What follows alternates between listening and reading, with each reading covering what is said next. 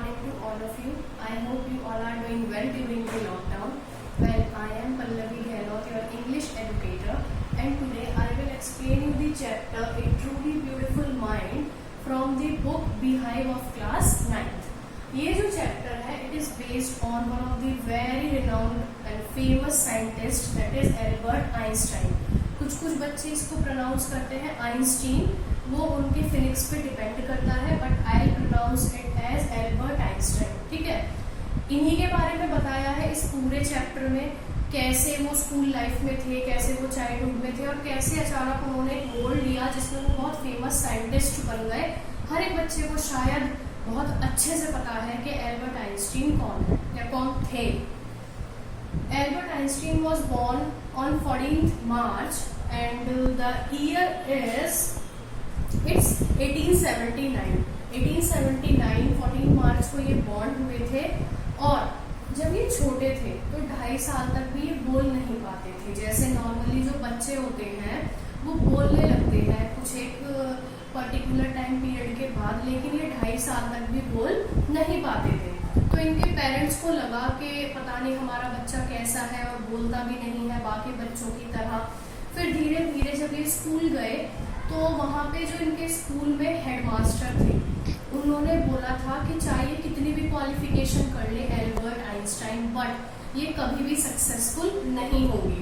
वो बात एल्बर्ट को बहुत अच्छे से माइंड में बैठ चुकी थी कि सब उनको हमेशा एक फ्रीक मानते हैं, इंक्लूडिंग हिज ओन फैमिली. उनके खुद के फैमिली वाले भी बोलते थे कि एल्बर्ट एक फ्रीक है. और बाद में जब उन्होंने मेहनत करी और बाद में एक जीनियस बन के दिखाया. जब वो 6 years के थे तो वो वायलिन इतना अच्छे से बजाने लगे थे that he came out to be as violin expert. Violin एक म्यूजिकल इंस्ट्रूमेंट होता है. 6 साल की एज में बहुत एक्सपर्ट हो चुके थे वायलिन बजाने में. अगर हम आगे चलें उनके कॉलेज लाइफ में तो जब वो 21 years के थे वो ग्रेजुएट हो चुके थे और तभी she met one lady whose name was Mileva Maric. और मिलेवा से ही फेल इन लव और उन दोनों ने कुछ एक पर्टिकुलर टाइम पीरियड के बाद शादी कर ली. They got married. अब जब वो ग्रेजुएट हो चुके थे 21 years के बाद तो उनके पास कोई जॉब नहीं थी, क्योंकि एक तो मोस्टली सब उनको एक फ्रीक समझते थे. लेकिन when he was in college he was very brilliant in 2 subjects, that is mathematics and physics. बहुत ज़्यादा अच्छे थे और हमेशा अगर वो मिलेवा मैरिक को कोई लेटर लिखते थे अपनी फीलिंग्स एक्सप्रेस करते थे, बिकॉज उस टाइम पे we were not having the telephone और द मोबाइल फोन्स, तो उस टाइम पे वो लेटर लिखते थे और उन लेटर्स में भी अपनी फीलिंग को जाहिर करते टाइम वो साइंस का यूज जरूर करते थे. तो यहीं से पता लगता है कि एल्बर्ट कितना ज्यादा डीपली साइंस में इंडल्ज थे. 1902 में उन्हें एक जॉब मिली technical and is missing over there technical expert की. टेक्निकल एक्सपर्ट कौन होते हैं? जो भी लेबोरेटरीज में काम होता था वो उन लोगों पर नजर रखते थे कि क्या उसमें खामियां हैं, क्या एडवांटेजेस हैं या फिर क्या डिसएडवांटेजेस हैं. 1905 में उन्होंने थ्योरी दी थी रिलेटिविटी की. बहुत फेमस थ्योरी है रिलेटिविटी की. आई होप शायद 9th-10th में आ जाती है, 11th के बाद आप लोग पढ़ते भी हैं इसे. और सबसे फेमस फॉर्मूला है एक E = mc². बहुत फेमस फॉर्मूला है, साइंस के बच्चे और मोस्टली बच्चे भी इसे जानते हैं. E = mc² में E आपकी एनर्जी है, m आपका मास होता है और c आपकी स्पीड ऑफ लाइट होती है किसी भी वैक्यूम में. ये दिया था एल्बर्ट आइंस्टीन ने. बहुत फेमस फॉर्मूला है एल्बर्ट आइंस्टीन के. अगर आप वैसे भी गूगल करेंगे तो बहुत सारे कोट्स होते हैं, थॉट्स होते हैं, लेकिन उनका जो एक फेमस कोट था इस चैप्टर के ऊपर वो था When you will sit with a nice girl for 2 hours.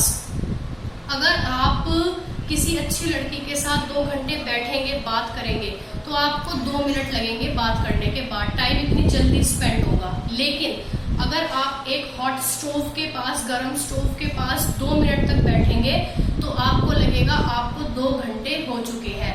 और यही था उनका टर्म रिलेटिविटी जो कि एल्बर्ट आइंस्टीन ने हमें दिया था अपनी थ्योरी में. अगर हम आगे बढ़े तो 1919 में उनका डिवोर्स हो चुका था. क्यों? क्योंकि उनकी जो वाइफ थी मिलेवा मैरिक वो बहुत एम्बिशियस थी, बहुत ही ज़्यादा एम्बिशंस थे उनके, और उनको शादी के बाद लगने लगा कि उनके जितने भी सपने हैं वो सारे गुम होते जा रहे हैं और वो एक सिंपल हाउसवाइफ बनती जा रही हैं। उसी सेम ईयर में जितने भी उनके प्रूफ्स थे, बाकी थ्योरीज जो उन्होंने दी थी, वो सारे सही साबित हुए और उनको नोबेल प्राइज से भी नॉमिनेट किया गया। इसी ईयर में 1919 में एल्बर्ट ने अपनी जो कजन थी एल्सा, उनसे शादी कर ली। अब जब उनको प्रूफ मिल चुका था सारी थ्योरीज का और नोबेल प्राइज से वो नॉमिनेट हो चुके थे, तो उनको न्यूज़पेपर्स में उस टाइम पे एक टाइटल दिया गया जो था साइंटिफिक रिवॉल्यूशन। उनको एक नाम दिया गया साइंस में एक रेवोल्यूशन का। अब उसके बाद आपके नाजीज आए। नाजीज पावर थी जो कि जर्मनी में आए थे 1933 में। अब जब नाजीज आए थे तो आइंस्टीन जो थे वो यूनाइटेड स्टेट्स में जा चुके थे। अब 5 साल बाद नाजीज के आने पर डिस्कवरी हुई न्यूक्लियर फिशन की। अब जब न्यूक्लियर फिशन की डिस्कवरी हो गई तो जितने भी अमेरिकन फिजिसिस्ट थे उन सबको एक डर बैठ गया कि अब ये कभी भी एटॉमिक बॉम्ब बना के कहीं पे भी बम्बार्ड कर सकते हैं, गिरा सकते हैं। आइंस्टीन को उनके एक कुलीग ने बहुत रिक्वेस्ट की और बोला कि तुम उस टाइम पे जो प्रेसिडेंट थे फ्रैंकलिन डी रूजवेल्ट, उनको लेटर लिखो। आइंस्टीन ने ऐसा ही किया, उन्होंने लेटर लिखा और जिसमें उन्होंने वार्निंग दी कि एक सिंगल पार्ट भी उस टाइप के बॉम्ब का काफी है किसी टाउन को, किसी पूरे कंपार्टमेंट को या किसी पूरी जगह को उड़ाने के लिए।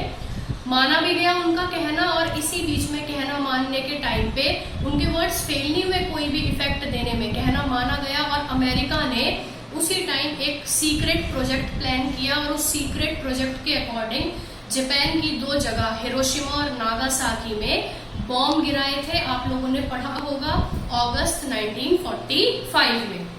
अब आइंस्टीन इतना ज्यादा हिल चुके थे इस डिस्ट्रक्शन से, आज भी आप लोग पढ़ते हैं जापान में जो बॉम्ब्स गिराए थे हिरोशिमा नागासाकी में, ये जो टाइम था इतना परेशान थे कि उन्होंने थोड़े टाइम के लिए साइंटिफिक रिसर्च से थोड़ा दूरी बना ली थी और उन्होंने एक पब्लिक मिसिव लिखा था। पब्लिक मिसिव होता है on the behalf of the whole public, एक लेटर लिखा था यूनाइटेड नेशंस को।